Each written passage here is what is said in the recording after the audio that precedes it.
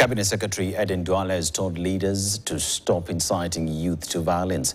Duale, who was responding to former President Uhuru Kenyatta's call for youth to fight for their rights, said the remarks were insightful and said all leaders must preach peace and unity of all the country. Take a look. On Friday, former President Uhuru Kenyatta rallied Kenyan youth against relenting in their fight for democracy and better governance. Sijui mumeogopeshwa, sijui even you naona rudi uingie hii majenzi nyinyi ndio the story of the future. Fight for your rights, bwana. The retired president took issue with the young Kenyans for presumably displaying fear in addressing society's ills and defending their rights. Everything is worth a fight for. If you don't fight for it, ikienda mtu asilie. Musimame mupiganie haki yenu. Na mko na hawa watoto wamebaki ambao wako tayari kupigania haki yao. Waungane pamoja nanyi. Can't just stand there and let people take your hard-earned sweat.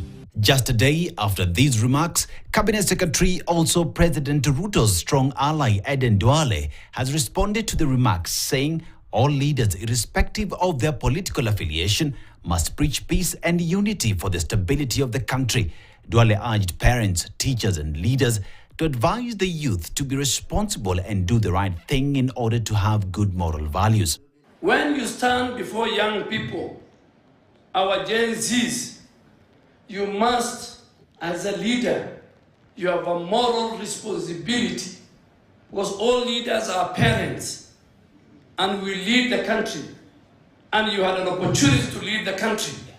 Do not ask young people and encourage them to commit violence. In his speech, Kenyatta underscored that it was wrong for citizens to remain mum as their resources are mismanaged and bad leadership prevails.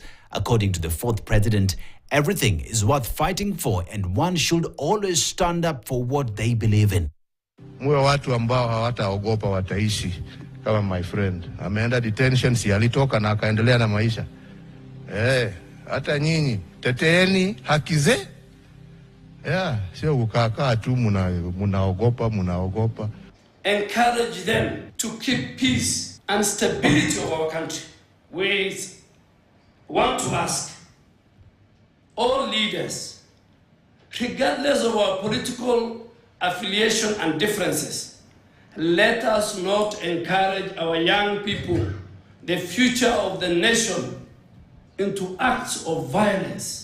As the youth continue to speak and raise their voices on the governance of the republic, different camps continue to speak with a clear line demarcated between those that support the youth and those that don't, especially at a time when dissenting voices have been met with abductions and arrests.